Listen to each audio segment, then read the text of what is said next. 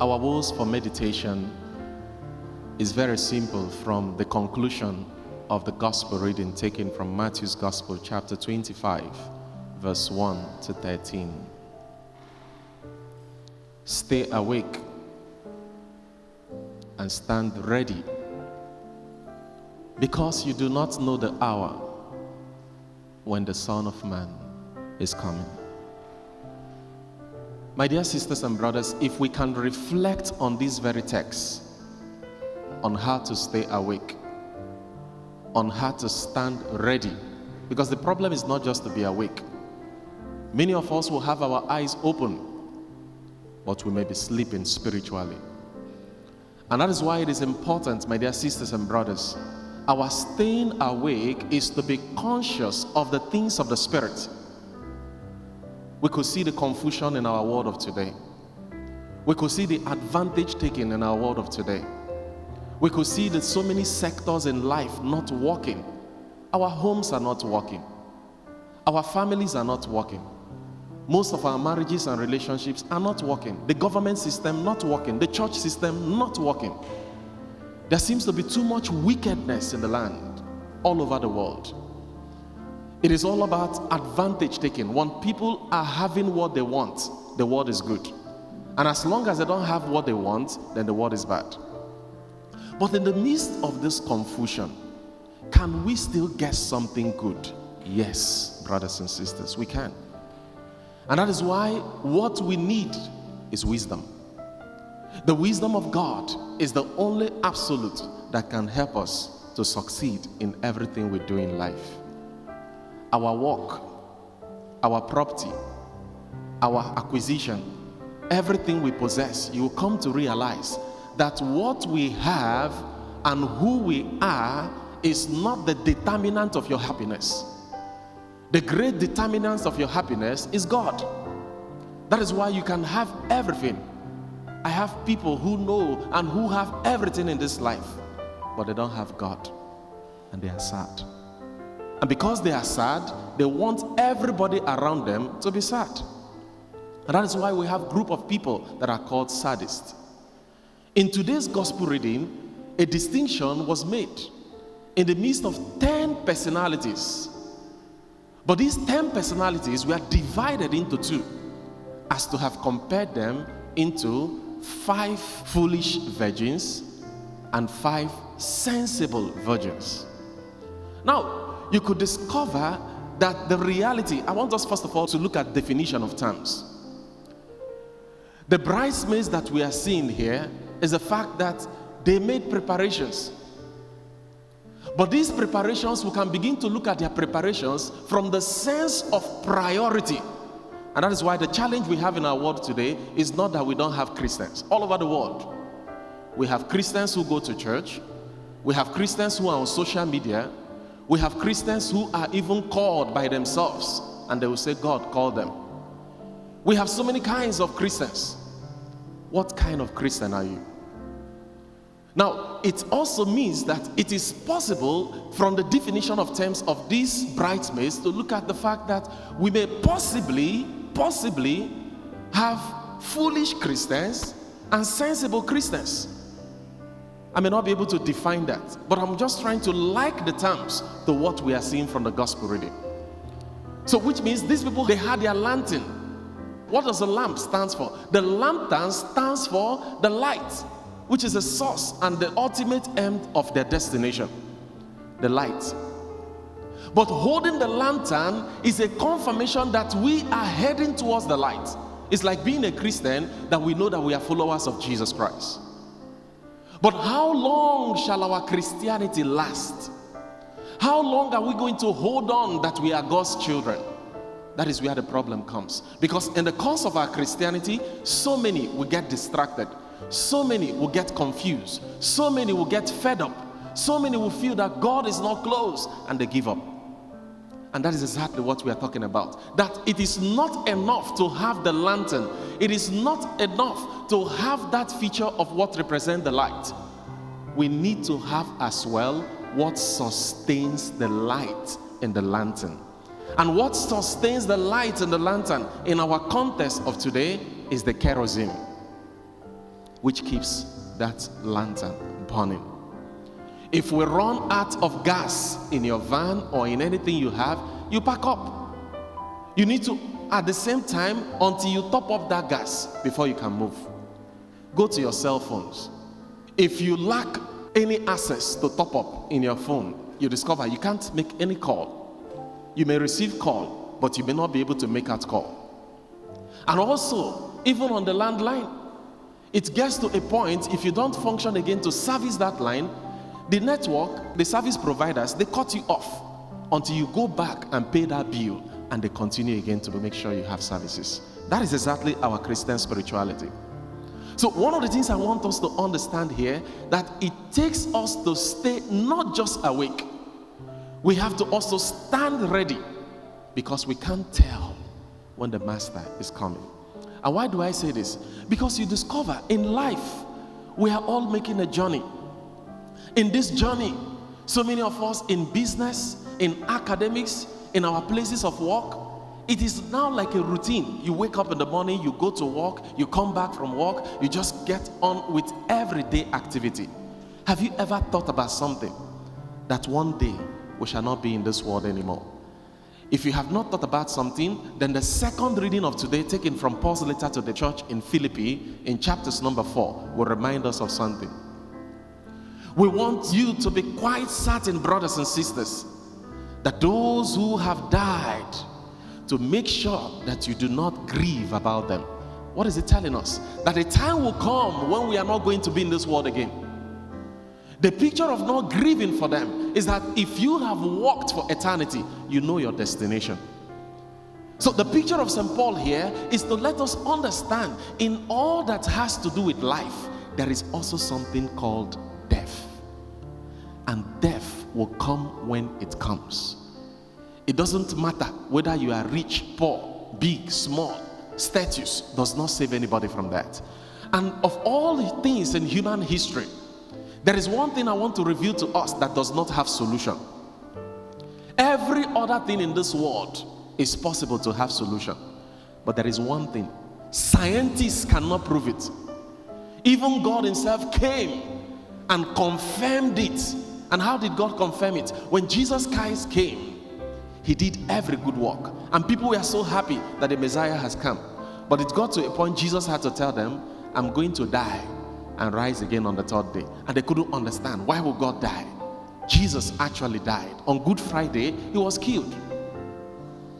But on the third day, he resurrected to prove to us that he is the God of both life and death. That is to let us know that that thing that does not have solution in this world is the proof to show whether we will not die. Many people have tried to proffer answers to that solution and they failed. Which means whether we like it or not, we are all on a journey. What we make out of this journey becomes a necessity on how we are going to encounter it life. And that is why if you look at the responsorial psalm, it said, for you my soul is thirsty. Oh God, my God, who do we long for? Sometimes you discover people long for material things. People long for friends. People long for nice things. There is nothing bad about that. But if our longing is about material possessions and all that surrounds personalities, and we lose focus of the authentic personality, which is God, friends, I think we are failing. Now, one of the things we are going to do that is very simple is not to begin to look at it as if this whole tax is so big. The only thing I think we must have to do now is to begin to look at our priorities, to begin to reconsider, what are my priorities in life? And that is that priority that we must seek for, the priority to look up to God. And the first reading suggests to us the first steps on what we have to do to encounter God, and that is seeking for wisdom. Because if we have sought for wisdom, then automatically something will happen. There will be a transformation and change in our lives. Of course, you know the familiar text that tells us that the fear of God is the what? The beginning of wisdom. And I just want to say a very simple thing here. I want us to come to the realization of the fact that when it comes to knowledge and wisdom, there is something I want you to get clearly here. Knowledge is tutorial and it's very bookish. we read, we study. Of all the courses that we do, we are all studying for knowledge. And that is why you see, no time is late for people to keep studying because they want to get knowledge. Of all the degrees and all the qualifications you get, it is for knowledge's sake. But what do you notice about that? So that I can give you an instance of what surrounds the foolish bridesmaids who had to go to the sensible ones to say, please give us some kerosene. If I have studied for a particular course and I have a certificate, the certificate is in my name. It's not in any other person's name. So if you are coming to me for that certificate, it won't work. Because you cannot use my certificate to look for a job. Because every ID that is surrounding you has to do with your name. So that is one of the things you have to understand. Spirituality and working for that certificate is like working for the certificate of heaven. And the certificate of heaven is the spirituality of your own personal encounter with God, which you cannot share with some other person. Whether as a husband, as a wife, as children, grandchildren, all of us are striving towards heaven. And this heaven we are striving to, we must necessarily make serious effort as to ensure that it is customized under the guarantee of the Most High Jesus. And that is why I said knowledge is tutorial and bookish. Because I'm trying to make a distinction here. We need to understand the wisdom we are talking about as different from knowledge. So, knowledge is tutorial and bookish, while wisdom is divinely bestowed. Wisdom is given by God. And that is why somebody can be knowledgeable but has no wisdom. So it is important, my dear sisters and brothers, to understand when you look at the content of the book of wisdom. We read from today, chapters number 6. A little historical background around that book of the book of wisdom. It is important to note that the book of wisdom, which we read today, is written about 150 BC, before Jesus Christ was born. This book that was written 150 BC was to strengthen, it was to give hope and to strengthen the Jews, especially the faith community of the Jewish people at the time. And why was it that? Because as at that time, the people were more exposed. What were they exposed to? They were exposed to worldly Greek philosophy. People were looking for answers on human existence. People were trying to look solutions on how God came and why the planet and all that. So because of that, a lot of people were out for the quest for knowledge. So if we go into philosophy, we could be talking about the Socratic philosophers. We could be talking about all the greatest philosophers at the time, which we normally call the Greek philosophers. Socrates was one of them. And now, in one of the Socrates statements, he said, "Man, know thyself." But that notwithstanding, one of the things that the people at that time were seeking for was all about knowledge. They want to understand the mystery of how this world came about. And it was also to provide solution on who God is. Everybody wants to understand who is God. And among some of the early philosophers, some of them feel that God came from water, God came from change, God came from permanence, God came from fire. People were out to make inquiries. So it was everything, inquiry was for knowledge. But it is important that this book was written because the Jews at that time, their faith were not challenged because of the worldly Greek philosophy, which was all about knowledge. And they were mistaking knowledge in pursuit of wisdom. And that was why it was important to make the distinction that we are not pursuing knowledge, but we are after the wisdom that is given by God. Now, if we understand this, then it is important, my dear sisters and brothers, to take note of one fact. God never deserts those who seek him. You can see that in the confirmation of today's first reading from the book of wisdom. Those who seek her cannot be disappointed. Those who seek what? Wisdom. So it is important for us to understand why we need to be sensible as we have the sensible bridesmaids. And I will have to explain the picture of what we need to understand. The gospel, Jesus tells us of those with knowledge knowledge. The knowledge of the 5 foolish virgins and the knowledge of the 5 wise virgins. What is that telling us? As Christians, we need to identify where we belong. But that notwithstanding, the question there is for you and I is that it is important, where is the knowledge of the wise? And I want us to understand very 2 important points. The wise, those who are wise, are known for 2 things. Number 1, they make alternatives. There is always a plan B. There is always a backup. When you store files in your system, what do you normally do? You have a backup. You store in cloud. You store in different places. Why do you make that storage? In your Google, even if you lose your phone, what do you notice? If you get another phone, all you need to do is to have a backup. And when you do a backup, what do you notice? All your contacts, even if you lost your phone, every contact will come back.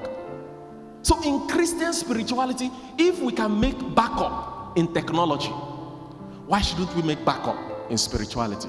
I just want to use basic things that we already know to define exactly what the Bible is telling us so that we don't go far. So which means as a wise Christian, we need to have alternatives.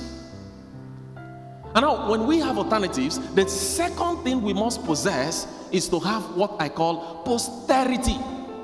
And what do I mean by posterity here? We need to think ahead. What is my destination as a pastor, as a priest, as a member of the congregation, as a member of the church, as a member of the family, as a father, as a mother? What is my posterity? At the end of this mission here on earth, where is my destination? It seemed to appear that a lot of us are busy existing. We are not living. It seems to appear some people are so comfortable that as soon as they wake up in the morning, so be it. They don't care. They don't think of anything. And when we don't think of anything and we don't plan, they said, he who fails to plan, plans to fail. One of the boosts I sent out today, that is exactly what I said. When you fail to plan, you have already planned to fail. And we don't have any responsibility to put it on anybody. And that is why it is important. We don't need to begin to blame somebody. Oh, me uncle, me sister, me father, me grandmother. This is the opportunity that you and I have to build and work on our lives.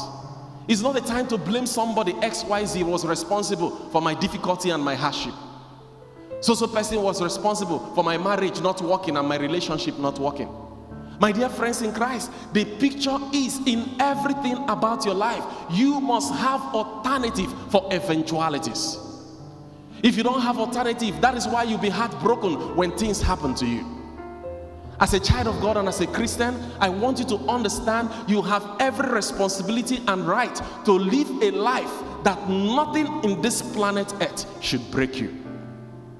Sometimes so many of us are broken. Why? We are broken because we make all our investments in a particular thing. And I know of a statement that says, you cannot lay all your eggs in one basket. You need to have alternatives so that when things happen, you can have a backup plan. The 5 sensible virgins we see here, they had a backup plan. They took with them extra oil. My dear sisters and brothers, it is not enough to be a Christian. We need to be extra Christians. When you see me writing, and I always quote at the end, I said, a Christian is not an ordinary person, which means you must have to be extraordinary to confirm your Christianity. Christianity, like we'll always say and laugh about it, is not about papi show. It's not just all about fun. There is the preparative part of Christianity, and that is the part that many of us are missing out. Many of us are only interested in the result part of Christianity and not ready for the preparatory aspect of Christianity. For Christianity to be complete, then you have to go through a journey. That journey is what makes you, because in that journey, there is a rough time, there is a better time, there is a hard time. And I want to let those who need to understand what I'm trying to say. There is no route that is easy. Let me say it here so that we'll understand. If you say you're a child of God, don't expect everything to be rosy. If you say you are doing a job or you are working in a place, don't expect that job or that place of work to be 100%. If you are in a relationship, don't expect that the relationship will be 100%. If you are in a marriage, don't expect that that marriage will be 100%. You prepare for that alternative, because when the crisis moment comes, then you need to run to the Christ. Because I've always told us, a Christian that has no Christ, a Christian that has no Christ will end in crisis. I need you to understand this point, and it's very important.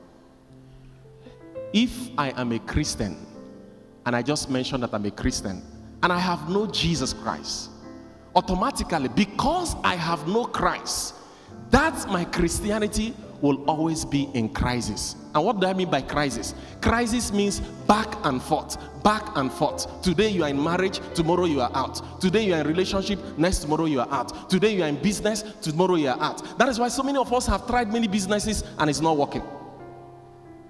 A lot of people have tried different professions. Today you want to be a police. Tomorrow you leave police and you enter army. You get into army, you run out of army. You join one other group. You move out from this. You cannot stand because you are not yet ready to understand what you want in life. And that is my simple advice. Define what you want in life. Pray about it. Hold on to God. Take the risk. And when you go after what you want in life, the first sign that will show you that you are on the right course, many people will not like it. You know what? Many will not like it. They will not support you. But wait for those people. When you start succeeding, do you know what? All those people will come back again. Congratulations, sister. Congratulations, brother. That is one thing I know in life. And I want you to understand that every risk you take for the sake of Jesus is not going to be in disappointment, because you know that you have a Christ. It is on this strength, my dear friends in Christ, having understood that we need to make alternatives, and we also have to have posterity because we are looking towards God. Then we must have our lantern. And what is the lantern? The lantern becomes the light that we must all possess. What is the lantern here? The lantern indicates vision of destination. And I want to note something. Some of us have plans, but we lack the willpower. And I want to please beg us. A lot of us here, there is nobody who doesn't like good things, including me. But you know, one of the things, it's like somebody who starts a study. You want to begin a journey. And as soon as you start study, of course, the introductory part of every course is cheap. When you are starting anything new, it's always enticing. It looks very attractive. But that's why in knowledge, we begin from the known to unknown. So when they begin at the elementary stage, things will be nice. But as you advance, we get into the level what we call advanced stage in mathematics, which many of us we know of the ordinary mathematics. But in mathematics, there is also another part of mathematics we call further mathematics. In that further mathematics, the only thing you see is symbols, signs, f of x, f of this, and all that. You can get confused. And you can even get headache. It means that in further mathematics, it is taken for granted that you know everything about mathematics. So nobody is trying to teach you or make you understand. And that is why in Christian spirituality and in every field of study, what I'm saying here is a message for all of us, including me. Because sometimes some of us, we procrastinate a lot. You want to start a building, you want to start something, and all you are waiting, when you have all the money, you will not succeed in building that house. You want to start a project, you want to start a proposal, all you are waiting, when you have all the material, you will not complete it. You will stop halfway. When you want to do something, go about it, pray about it, and begin. That is where wisdom comes in. But I have one problem that I always share with friends, and let me share it with you. When you want to do something and you begin to tell everybody, that thing, watch it, it may not succeed. Because everybody already know what you want to do. At the end, they have already started talking about what you want to do, even when you have not got the finance to begin what you want to do. At the end, even when you get the finance, you will eat the money for the wrong thing. You will not do it. That is why it is always good to take people by surprise. Go after what you want to achieve. That is the wisdom we are talking about. Because in wisdom, you consult God, you don't consult man. In wisdom, you go after what you know is a relationship between you and your God. And when finally you go after that thing and that thing comes out and people begin to wonder, hey, when did you start? How did you do this? How did you succeed? You just give a quick smile. It is who? God. And it is God. Nobody can fight you. So it is important that we have to understand this aspect, because it is important why I have to mention some of these things. Again, some of us keep thinking of plan. We have nice things upstairs. But what is the challenge? We don't bring them into necessary execution. If you look at into many of our heads now, we have nice things that we already have. But move to start it. No. Why?